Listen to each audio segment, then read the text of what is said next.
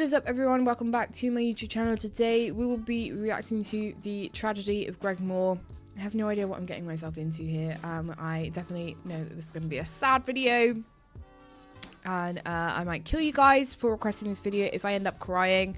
It's not what I need this week, especially after yesterday and the events in motorsport we had with the Hungarian Grand Prix, and then the amount of cautions that we had in NASCAR, and then the big crash that we had in IndyCar. It was really an eventful day in motorsport yesterday. So if you guys have requested this video and it's going to make me cry, I will end my YouTube channel. I'm joking. That's a bit far, but you know what I mean. I might have a mental breakdown. But I don't know what I'm getting myself into here, other than it's probably going to be very sad. So I'm intrigued. I'm looking forward to it. Whenever I've reacted to videos from this channel, they've always been very good, so I'm excited. But before we get into it, make sure you subscribe. Over half of you that watch my videos still aren't subscribed. Just hit the bell. It takes 2 seconds, and if you'd like to become a member on this channel and receive exclusive perks, you can also do it by hitting the join button down below. A young man from Maple Ridge was about to begin his journey in go-karts, signing up at the Westwood Karting Club as the 99th member and being bestowed with the number 99, which would become synonymous with his name. Oh, okay. Greg Moore. Oh, look at him. But his father was a race driver himself. He knew that the best way to make a racing driver swim is to drown him first. Yeah. Just throw them in the deep end. Everyone there was deeply impressed with his skill levels, despite being way... These photos are crazy. Oh, look at him. You wouldn't... If he was stood in a lineup, you wouldn't pick him and say, yeah, he's the racer. Like, you know what I mean? But that's when you say, don't judge a book by its cover. And being the talk of the town. And now, this left Greg with only one place to go.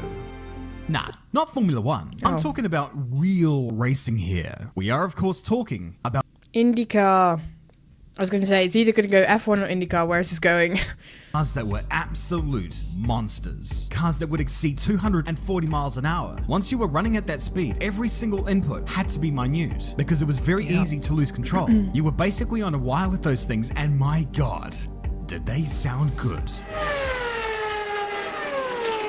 Oh my God, I need to get that noise like tattooed in my brain. Are you kidding? I love it.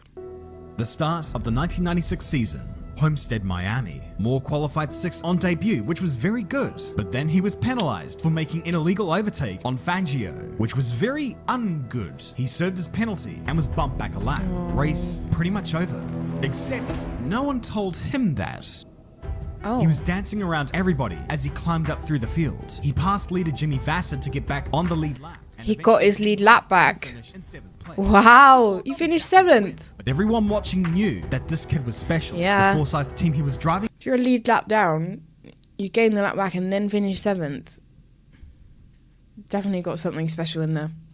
And bear in mind, this was the same man who was providing engines to Mika freaking Hakkinen. Oh wow, I just got chills. Was a good drive, but was this just a one-off? The next race proved that no, it wasn't. It wasn't a fluke, he really was special.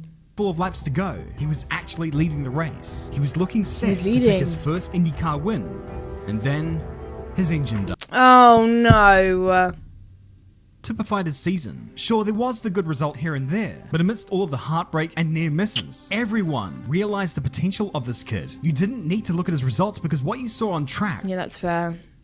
With a kid like that, it doesn't matter about the results. You can clearly see that he's like got something special. Thanks to cunning strategic calls and Greg's ability to somehow save fuel whilst also going through the corners faster than anyone else, he held off the rapid Michael Andretti, punched the air in celebration. He won. Finally. Next race in Detroit Belle Isle. In doing so, he became the youngest driver to take a win in that series. Youngest driver to win in that series. Damn. Personality made him a fan favorite. He still carried the number 99 throughout his entire career and always wore red gloves no matter what he drove. A source of Canadian pride, something that still carries on to this day. He was instantly recognizable. He was on a high, but the remainder of that season was a disaster. In the last 8 races, he only finished once. The last 8 races, he only finished once. That has got to be so demoralizing. of throwing himself into the shadow realm, which is decidedly unhealthy, but Throwing himself into the shadow realm. he was looking everywhere to pull off a move. He was chasing, but when Zanardi was blocked by Ardmire, Did he do it? was right on. There he is. Go on. Swept around. Oh, wow. It's a stunning move. Yeah. Still talked about today. That was beautiful. Frank Williams to make a phone call to Oh, his agent. He wanted Greg Frank. in a Formula One car, but Greg wanted to honor his contract with Forsyth. Frank did still have eyes on him though, as did Sir Jackie Stewart, who also had his own Formula One team at the time. And Jean Todt, who then was spearheading Ferrari, was a big fan too. Oh, they all wanted him then. Alex Zanardi and Jimmy Vasser were exchanging positions back and forth and en route to take a 1-2. But pretty soon, they were about to get one hell of a headache. Were they? I'm scared. Oh, there he goes. He just weaved out the last minute there. In Vasser, they kept trying to push him back behind, but Greg kept Vasser at bay. Oh, look, there's a massive gap between them now. He used the He won it. advantage brilliantly, but he never let it vanquish him. In what was a dismal second half of the season, he showed just how freaking good he was. But for however jubilant they were in victory, this race was a harrowing reminder of the dangers of the sport. Oh, no, I was going to say I can't help but feel a little bit sad watching this because I feel like this is going to go wrong.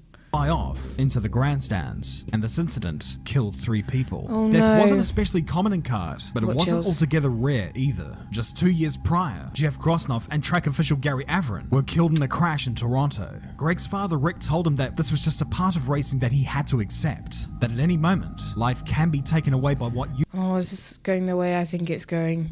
98, as they were in 96. The year he was focused on, however, was 99. He donned the slogan, "Fine," in 99. Oh, I got goosebumps Miami, everywhere. pole position, race win, bang, out of the gate. Bang out the gate. He's got pole position. During practice for the Laguna Seca round, the Uruguayan prodigy, Gonzalo Gonchi Rodriguez, was killed when he crashed head-on at the corkscrew. Some say that the throttle jammed, others say it didn't. But either way, the dangers of the sport once again rising to the surface. Yeah. For Greg, he had to remain focused. He still had a championship to complete with Forsyth, and while the Mercedes engine I can't imagine how hard it must be for them, for the drivers, like when, especially back then when they didn't have all of the safety elements, so people were just getting killed, to then just get straight back in the car and carry on. Like the mentality you must have to do that. by a pickup truck and suffered a broken bone in his right hand, lacerations in his fingers, and a What broken scraped bone right in hip. his hand? He missed qualifying, but his attitude was, suck it up. He'll be fine. We'll let him start the race. Despite the fact that They let racing him with 15 race. stitches on your finger on a track where 230 miles an hour was the norm, and you are pulling jet fighter G-forces out there, Greg insisted that he would be fine. As part of sports in Canada, you're just used to playing hurt, What? like back in his hockey days, and even in karting, all the way through Indy Lights. Yeah, but that's like ridiculous when they get into a car with injuries like that and they're traveling like 230 miles an hour. I'm like, what are you doing? That, give me a couple of laps and I'll be up there with you. He wasn't joking. After 2 laps, he was right there. Greg was charging up the field, determined to go out on a high with Forsyth, with players, the people that gave him his chance in racing. Oh my. A couple of laps later, Richie Hearn spun off and slammed into the barrier on the back Was that him? straight. He walked away fine, thank God. but if it were any faster, if he had hit that access road at a slightly different angle, it might have been different. Yeah. You never think about the consequences when you're racing, especially in these days of improved safety. I'll be fine. That's what all the drivers say. Nothing's gonna happen Yeah. to me. On lap 9, the race got back underway, and while exiting turn 2, Greg spun off. Oh no. Chills. Oh, an enormous crash. Oh my God. You know it's bad when they don't even show you the footage. But his car hit the access road at an angle, and he hit it fast. It threw the car into the air, and he hit the wall at a sickening angle. He went was into thrown the headfirst air. into a barrier, and the crash registered 154 G. 154 Those watching G. knew immediately. At 1:21 Pacific time, he was pronounced dead. Oh. That's so sad. The scene at the Speedway was one of profound mourning. The sport had just lost one of its favorite sons. It was Yeah. the end of a championship, and a new champion was crowned, but there was no celebration. The flags Yeah, were flying fair, at there's half not mast, gonna and be. many stayed behind in prayer. In the time following the crash, the number 99 was retired from kart, Indy Lights, and Formula Atlantic. For a lot of people, his loss still hurts. It wasn't just that we lost a gifted racing driver, we lost a great human being. Yeah. Someone who the paddock adored, a crowd favourite, someone who valued family. This is so upsetting. I knew it was coming. I had a feeling it was coming. Still so sad. Yet at the age of 24, he was gone, before he really had a 24, so young. Well, that was sad. I had a feeling it was going to be sad going into it, but tragedy aside, that man had some real talent. I was learning so much there. I feel like he could have really been something and won some championships, whether that be Indy, F1. He just looked like a different breed on the racetrack, no matter what he was racing. So it was good to learn about that. It gave a lot of history there. It was very educational for someone who didn't know much going into it, but then obviously context in, it's very sad.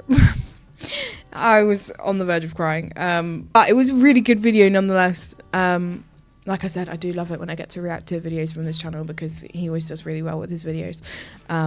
So with that being said, if you have any other videos that you'd like me to react to, drop them in the comments and working my way through everybody's suggestions at the moment. If you did want to check out any of my other socials or become a Patreon member and get early access to videos like this, then you can do all of that down below. And if you want to become a member on this channel and receive exclusive perks, you can also do that by hitting the join button down below. But I hope you enjoyed today's reaction, and I will catch you next time for the next one.